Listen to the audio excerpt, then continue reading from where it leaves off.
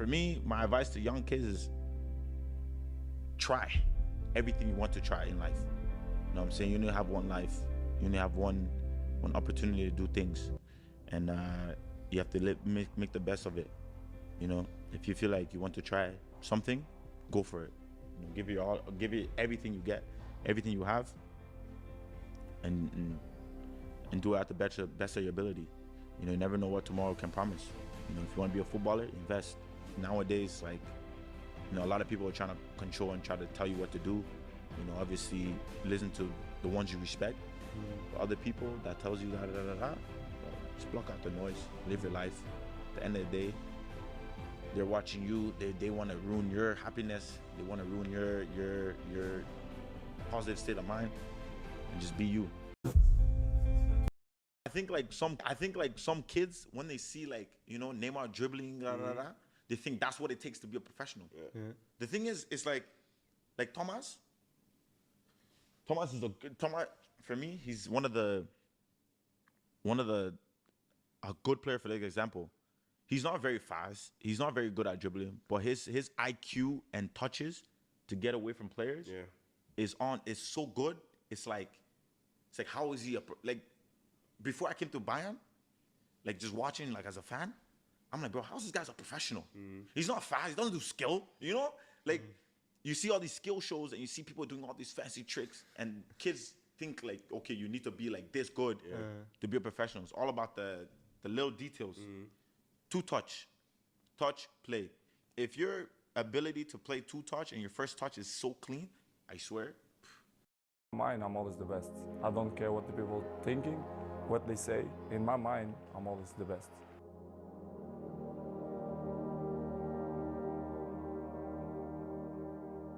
Cristiano Ronaldo is the most professional player I ever played with. He was the one, if we are training at 10, he will be here at 8.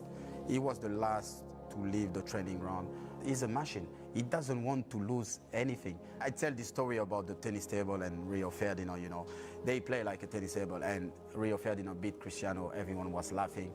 So 2 weeks later, Cristiano bought a tennis table. He practiced, and he said, I will do my revenge. And we said, like, come on, Cristiano, don't embarrass yourself. You lost last time. And he played, and he beat Rio.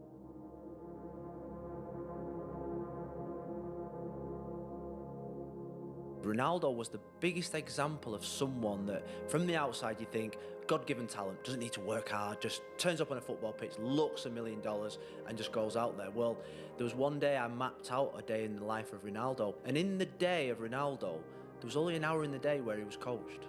The rest of it was him self-driven, getting to training early, doing his weights, doing his abdominals, doing his massage, going home, employing a chef to look after his nutrition, going to bed for 3 hours in an afternoon. When you see him doing the step-overs, after every training session finished, extra training, then he would take a ball around the whole circumference of Carrington Training Ground, doing his step-overs, jogging pace, walking pace, drag backs, step backs, Cruyffs. And that was like 3K round a training ground. Day before the game he would do it. And people say, oh, God-given talent. No, the most mentally tough player I've ever played with. The discipline of Cristiano is unbelievable. I never see this every day. You know, some days you can like, oh, I'm okay, yeah. He doesn't miss one day. He's disciplined. No, it's like he's a professional. We're all professional. But the discipline to do it every single day, non-stop, this is something else. It's never satisfies with what you've done.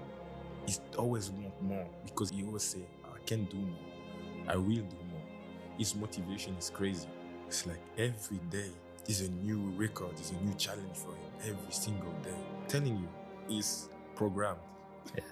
His sleep, the rest, the recovery, the pool, massage. I never see this. I don't know a stronger, more determined, obsessed player that I'd share the changing room with, because he was just phenomenal. I was very fortunate to sit there and watch him go from a boy to a man, even from just training, affecting training sessions, like being the match winner in training, like absolutely obsessed with winning a game in training and being the one that scores the last goal. He came as a kid, left as the best player in the world. I remember when I came to the club, how he looked as a boy. He was skinny, He was someone who's always trying to do the skills and tricks, and how he developed over the years, how he trained, willing to sacrifice everything to achieve his dreams. I think that's example for the young generations.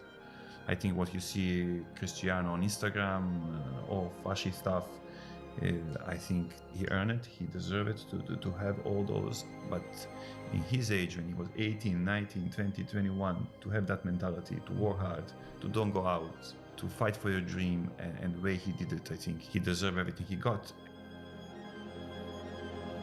You've just got to take your hat off to him, because despite him being naturally, of course, he's brilliant, but he has managed to work his way through sheer guts, sheer drive, dedication. Still to this day, you know, gets in before everyone else, leaves after them, his diet, everything about him is professional. I remember going over to Madrid to present him with the Ballon d'Or on the pitch. I got given a tour of the new dress training ground, and it was about 7 o'clock at night. I was walking around. One person and one physio in the dressing room at the time as I was getting the tour round, and he was getting a massage and doing all the stretches and doing all his routine at about 7 o'clock at night. I remember one of the conversations with him in the gym. Yeah, now I really want to become the best player in the world. So yeah, so Ronnie said, there's a lot of people say that. No, I really want it. That's like, okay, what are you gonna do about it? Yeah, everything.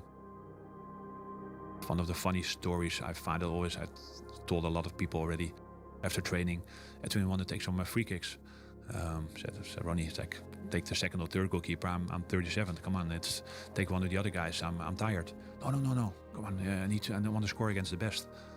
Yeah, but Ronnie, you're not going to score, so what's not the point? No, come on, you're getting goal. And of course, then he had the free kick and the position and the stance and the ball that floated. But he always wanted to end it with a goal.